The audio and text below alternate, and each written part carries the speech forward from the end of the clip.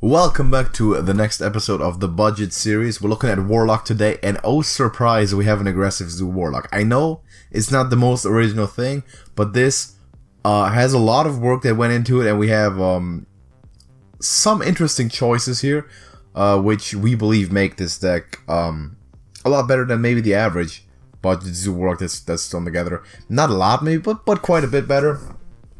And there's reasons behind those cards. We're going to go through it real quick. Now, the expensive cards you're going to look at, you got the Sea Giants and the Magic Carpets. There's not much going on there. These cards need to stick around. If you happen to have maybe a Jumbo Imp, but you don't have a Sea Giant, don't dust the Imp, craft the Sea Giant, play the Imp. The difference is not that massive. The Sea Giant is generally better, but it's not that massive. Magic Carpet, there's no way around it. That's one of the key cards in this deck. And the card that sticks out like a sore thumb is obviously the one right below that, which is the Mad Hatter. We run 2 copies of the Mad Hatter. Who would have ever thought that we would be running a Mad Hatter? But there's a good reason for us running this card, and we've played around with a lot of stuff. We obviously had Ooze, Weapons Tech, and we had different leads. We had Frostwolf Warlord, but we already Sea Giant, so that wasn't necessary. We had some aggro tech, we had Murloc tech, we had a lot of stuff. And Mad Hatter is surprisingly good in this deck. And we're looking to show some of that off. Now, this deck obviously is aggressive. I don't need to say much about it. You can just show off the curve if you want to. Yeah, that tells the story, right? So, obviously, the cut that we had to make, or the 2 cuts that we have to make from the full version of this deck, are the Solarium and Archthiever From, which are important key cards. And those are cards that if you want to play this deck and you want to develop this deck, you need to craft and you need to play and put into this deck to boost your win rate significantly. They're great value cards. With us not having Rafam, we basically don't have many late game options against strong control decks like Warrior. Like, this loses to Control Warrior. It will lose to Control Warrior. Oh yeah, but so does the regular Zoo Warlock most of the time. Most of the time. This loses even harder to it, but if you lose... the difference between losing 4 out of 5, or let's say 8 out of 10, or 9 out of 10, doesn't matter that much. So, it's generally a lost matchup, so we didn't pay that much attention to potentially finding a control out here, which on the budget is very tough to do anyway. If you're looking for a control budget deck, you can check out our budget control Dragon Warrior, though. Link is in the description or in the budget series playlist. We're gonna hop into some games with this and show off what we can do on the ladder. We got a Hunter. We got a Golden Hunter. So Hunter, we're obviously thinking mech or mid-range. I think the Mad Hatter is maybe not the right spot right now. Potentially not. I don't think it's. I don't think it's a mulligan keep. So we're mulligan aggressively for a strong 1-drop. I think that's necessary. Flame Imp obviously is probably the best. Argent Squire is also okay. Mecharoo, Voidwalker. We have a lot of them. So Argent Squire, for our purposes, are basically the same card. Yeah, I like Flame Imp a lot here. So obviously, what we're trying to do is we're trying to get out a lot of good value minions really fast, and then hopefully getting some synergies with Knife Juggler and Magic Carpet. Maybe a Mad Hatter and put a Sea Giant down early too. Yeah. We would not mind. Again, everything in this deck is kind of built around going wide. You look at the Lackey generation there with the Rat and Genius. Very underrated card, the Cable Rat. Yes. Some of the popular versions just don't run it. Doesn't look so impressive, but it's really actually good. Pretty good. Is it egg or is it 2 minions? I think it's 2 minions. Okay. Because right now we don't know that we're gonna have something to pop the egg. Yeah, we're gonna probably get something magnetized onto that frame board real quick. As long as it's not taunt, I don't care that much. Once the missile launch or something comes out, we're lost. Yeah, the backbreaker is missile launch for poisons, obviously. Even without poisons, most of our stuff has 1 health. Ugh. So I think it's Scarab Egg, right? Yeah. That's to kind of be it. We have a trade. Give random frame it now. Not at this point. Keeping itself, of course, is not a great choice because you're trying to be aggressive. It doesn't really work that way. In this situation, is Mad Hatter a play? I think so, because it's the curve, but especially if he kills the egg for some reason. He won't. But if he plays more minions, then it's probably not. Now it's I don't think it is. Because if we're okay, maybe it is. No, it's tap. And okay. all of our decks we'll get a smaller drop, so we'll play that. Run into the Mekaru? Well, but then he just gets a 1/1 and we just get 2 health on something. It's better for us. First of all, we are the more aggressive deck. That is correct. And we are still getting less value. I still like the trade. Well, the argument for a trade, generally speaking, in this matchup is to prevent magnetizing. But either way, he has mag. Or Fireworks Tech or Death Row Synergy, but didn't turn out that way, so it's alright. Then we have the 1/3. See, then we could potentially trade out. That's an idea. And here's the Replicating Max. Okay. I think we have to tap. Trade up, play Squire, and then Mad Hatter, right? That's a play. Okay, let's do it. We need at least 2 hats. Yeah, of course. If the hats go sideways, that's a bad thing. Was it 1 hat on him, right? He got 1 hat. 1 hat and then 1 here, 1 here. Getting a hat on the eggs is pretty important. Because then we can trade him, go wider, and that will then later enable for some really good Grim Rallies, or just for cheap Sea Giant. Sea Giant and a better... Or just a good juggle. Second Mad Hatter. There's so much good stuff that can come out of the eggs dying. That's true. We love us some omelets. Or hatching, as I would like to call it. Sounds better. Yeah. Can it really die if it's really just an egg yet? It does. Oh boy. Oh boy. That is exactly what we don't want to see. Yeah. That is a large one. I guess hit the eggs in, then Sea Giant Grim Rally. Yeah. And like hope we somehow win this. Gotta get through that big one for sure. And we can tap on top of it if we want to, or we could play Grim Rally. I think Grim Rally is the play here. The question is just, do we hit anything in? Well, we can kill it. Right, we can kill it. We can kill it, never mind. That definitely makes that a good argument. Yeah. So, 3 1/1s versus a 9/9, a 2/4, and 2/2/2s. Yeah. From looking really grim to looking okay. I'm still suspicious because he's gonna stack stuff still. We generally don't have the greatest matchup against this sort of deck, so it will still be sort of a rough patch. And if he techs in Mossy, he's aggressively trading, which it's gonna make it better for him. Him aggressively trading means that he's either just really playing for the matchup. Kind of half traded and half didn't. So, well, he had the one that he couldn't trade anything. Do we kill 2 things? Play our guy and Hatter. It seems counterintuitive to the game plan, but I think I don't hate it. I guess the ball. No, the 1/1. 1/1, yeah.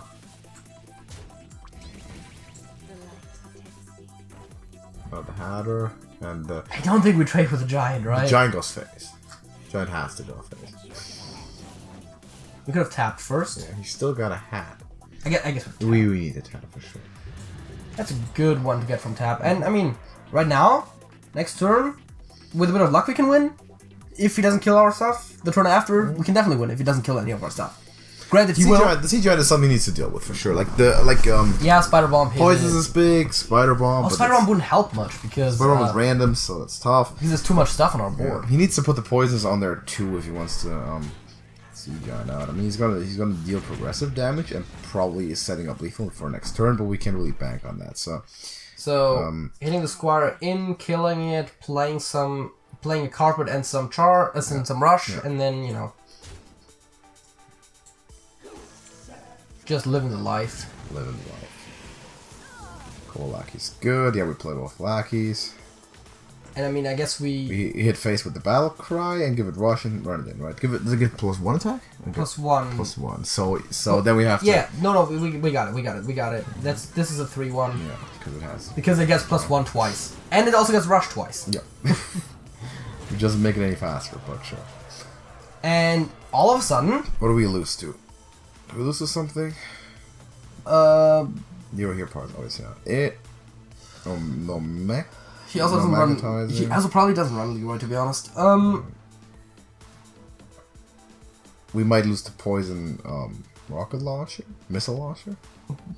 Unlikely. Because he would have put it on before. And even then, he goes down to 5. The problem is we don't have any charge. Yeah, easy wins. Wow, not an easy win at all. But we managed to pull it off with some good combination there at the end. All right, we're looking at a Paladin. Macaru for sure a keep. I think Witchwood Imp could also be one. I don't think we need to keep a subpar 1-drop if we have such a low curve deck. The question is, do we ever keep Grim Rally? I don't know. I don't think so, actually. Because the board probably isn't going to be wide enough in the early game. Since we have 1-drop, we want curve now. So, yeah, 2-drop is very good. That's actually really good. Yeah, that's better. Because we got a 1-drop, a 2-drop, and a 3-drop. We're the thinking... the 3-drop is 2 bodies, which means 2 juggles. We are thinking... we're thinking Mech Paladin for sure. There's a Shrivala. Without anything on the board, I guess we're playing the juggler first. Yeah, play the juggler. Make him deal with it. If not, we play Rat and have some juggles. Yeah, I mean, hero power on his end basically guarantees that the juggles kill the 1/1 because we get 2 juggles. This is technically worse than him hero powering, but tempo-wise it's better. Let's go Red for sure, and then Red maybe for sure, maybe and then probably the see what lack. Depends on the rush is not valuable. So the only lackey I think we would have played there is the summoning one, the faceless. Either that or ethereal, but the summoning one would probably have been the best. Ethereal is still worse tempo, so we would have played it later. Yeah, but the summoning one would have been better with juggler. Another weak tempo turn. Mortal Prelate. It's Prelate Paladin for sure now. I guess we keep juggling. Yeah, let's Rat. Let's go Rat. Rat, Voidwalker, and 1 lackey. That lackey, as a matter of fact. All the damage. All the damage, all the time. Sea Giant coming up. See, and now, on the one hand, we wouldn't have hated to have Rally. On the other hand, we wouldn't have gotten here if we kept the Rally. Immortal Prelate is, I believe, too slow, because you gotta give it lifesteal and you gotta play it and It is definitely too slow for this. Call to Adventure is technically valid Consecration basically in a mech deck, but... I mean, Consecration is basically forced. Yeah, but Consec, we still get 2 1/1s. Yeah. Which isn't great, but it's not horrible either. Yeah, it's mechs. It is. Oh, it's Bloodhound mech. Okay, that's interesting. Alright, so do we... I mean, we have to start smacking Taunt, right? Yeah, of course. There's no way really around that. So let's run a 1/1 and play maybe Sea Giant. Oh, fuck. It would be so much greater if he had 2 more minions on his side. Yeah. Because then Sea Giant would have Rush. Mm-hmm. Oh yeah, for those who don't know. Magic Carpet takes the cost at the time you play it. Yeah. Meaning if Sea Giant costs 1, it's a 9/8 with Rush. Which is great. So run a Rat in there and play Sea Giant. We could play Sea Giant, hit something else, and give it Rush with Lackey. Oh right, yeah. So let's do that. Should have, in theory, played it. No, we didn't have another play anyway. Yeah, I mean, mana efficiency-wise, that could have gotten a little better, but... Didn't matter in that case, but... I think we're in an okay spot. With correct juggles, we could have also won. But it looks good. It looks very good. So, Consec obviously doesn't kill a giant. Wild Pyro equality is impossible. What does he have? More big taunts, but even that wouldn't be enough. Doesn't seem right. This doesn't seem good enough. I think we just win. I think we do. Yeah, he's just fat. He's just fishing, but like, what is he fishing for? 2 Bronze Gatekeepers. One attack minions that win him the game. No, not gonna happen. That doesn't work that way. No, he's not. He can't put anything up that CJ doesn't punch through. So yeah, this is a win. Still performing pretty good. Yeah, I mean, that's kind of the idea. I like how we're showing that CGI is very, very key. Yeah, I'm sorry, but I don't suggest playing this without, honestly. See, he's trying to go as big as possible. Yeah, he's building the wall, but yeah, we easily have it. So that's number 2, looking good so far. Let's try another Giant one. plus Flame would have killed that. Yeah, see if we can keep it going. Ooh, yeah. And leveling up in the process. That's what you want to see a lot with these budget decks. Mirror? Are we gonna finish it up by Smacking the superior version? 60-some% says yes. Yeah. Voidwalker Egg Grim Rally seems... This seems like a good hand in general. Voidwalker Egg, yeah. Because we kind of have two... we kind of have our first choice on turn 3, it looks like, with either Carpet or Grim Rally the Egg. We'll see. Well, I mean, we're gonna have choices every turn just by the fact that we're drawing cheap stuff every turn. So we're having a mirror. Of course, Voidwalker is kind of suboptimal there. We have to play it. I mean, he's still... The mirror is like the one matchup where your own health actually matters. Yeah. So...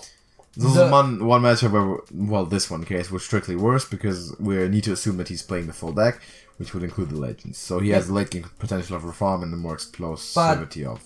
but that means that he can hit us in the face this turn, which is actually pretty good for us in the mirror specifically. He will, however, next turn. Since we're not going to stop that flaming. Yeah, that's true. But let's see if we can actually play along with it. Nothing, so that's okay. Now we have egg.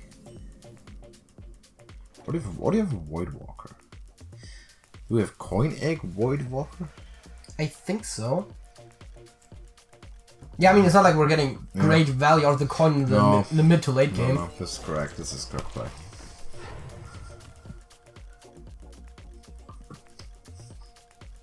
This has to be the correct play. We have Direwolf to get the egg activated. We have Grim Rally if we need it. We have Carpet on hand. Oh yeah, for Grim Rally, I'd prefer the board to actually be wide. Yeah. But yeah. Mad Hatter in this one probably a little bit subpar in this specific mirror. Well, I mean, it depends. If we can clear his board with some good trades, then it's really good. Then yeah, so that's his Carpet. Yeah, I mean, this kind of... I think this kind of plays itself with the Direwolf and the Imp. Yeah, I think so. Yeah. It doesn't seem great. But we have to keep chipping at that Carpet for sure. But we want to get rid of the Carpet, and our own Carpet doesn't help us much without the 1-drops to back it up. That's why lackeys are important, by the way. Make the Carpet significantly better. Again, Evil Cable Rat, very underrated. Most people don't run it. Yeah, it's one of those that we tried out because you kind of try it out. It's one of the cards that are a candidate. You would try it out, and we kept it. Like first time we tried it out, we never took it off the draft of the deck anyway. The one card that you can, by the way, also run. Talking about cards that we didn't include is Crystallizer. Yeah, that one we didn't include because of cost concerns. Yeah, cost. Pretty good card. I'm not a huge fan of Taskmaster in Zoo. Taskmaster is suspicious, but in the mirror it might be good. In the mirror it seems fine. So is it Carpet Macro? Because then we can kill the Taskmaster, which I think is something that we want to do. Let me. Do we want to kill the Taskmaster? I think Would you not want to kill the Direwolf rather and the Oh yeah, I guess. And the Crystallizer. We can kill the Taskmaster later. It's fine. Exactly. So we do that. Okay, here's the idea. Try to hit the Mekaru, right? We hit this first, hoping to buff the Mekaru. Yeah. Although I don't hate buffing the Carpet either. I don't like buffing the egg. Was unnecessary. Yeah. The other ones would have been good, but we had two out of 3 good outcomes. Kind of didn't hit it. That's unfortunate. And if push comes to shove, we can always Grim Rally to take out the Taskmaster if we really need to. I don't think we do, but we'll see. We're also at a way better health total than he is. Yeah, which right now doesn't seem to be very, very important because he's tapped more. We need to do that. We need to do that also. Our Carpet is gone. He's getting good plays, unfortunately, and C-Gen is dead, so we have to play it, I think, but that's not a good draw. The problem is, in the mirror, the person who can stick the Carpet better is generally speaking the winner. Yeah. Because he had more power. You can't establish a board if your opponent has rush on every single minion. This is why Taskmaster is very, very strong because of the stat. Death Rattle will kick in like 3 to 4 turns later, if at all. And having Flame Imp Taskmaster was just outpowering Mekarus. So he's actually very aggressively going face, knowing that he has the better giant for the trade. I don't think we have a card. No, we don't have anything. Well, first of all, we tap. Yeah. Not that I expect to win, but you know. I guess we don't have anything. Even with the optimal play, we don't have anything. So.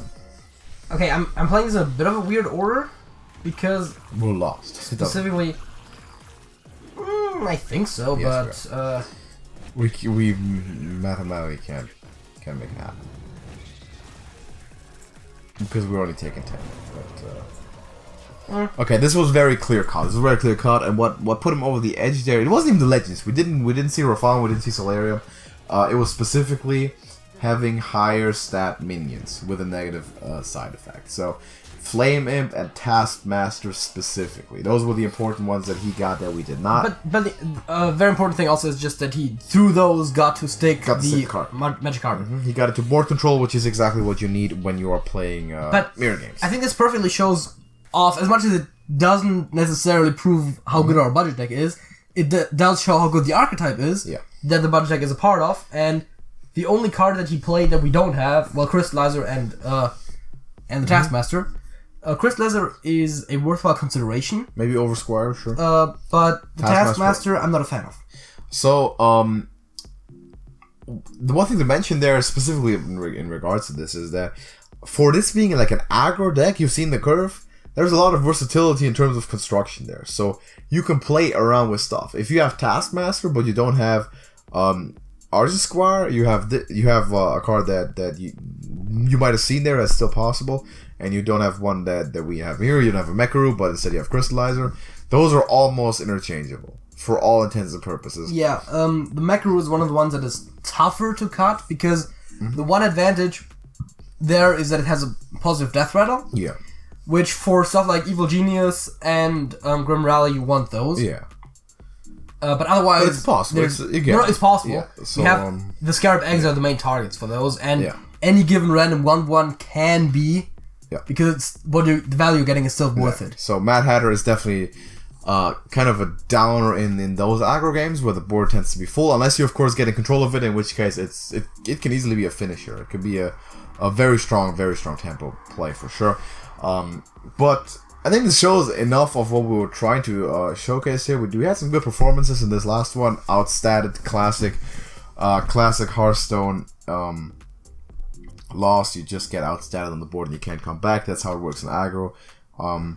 In aggro matchups. And in this case, in this case, even Rafam would not have been able to be in time to help us. But if it takes longer and it draws out, that sort of situation is where you want Rafam for change of strategy and a potential last counter push. Yeah, but, and especially if you have cards on hand, Rafam can be an instant win because it's not happening every time, but if you get to launch, you just drop out an entire board of big legends. Yeah, you can't rely on that. But you're getting control options, and you tend to get better value than the regular aggro deck will be providing in the long run.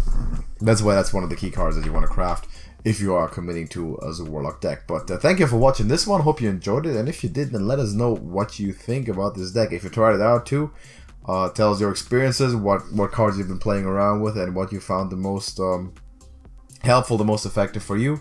Go join our Discord server, by the way. Link is in the description, free for everyone, and we'll be glad to welcome you there to help out, talk with our community, get better together, and learn some stuff about Hearthstone. And it's a really fun place. Got some great people in there that support us a lot and like to get better at the game and learn together. So we'll see you there as soon as you join. And please leave a like on the video. Drop a subscription too if you don't want to miss more of our stuff.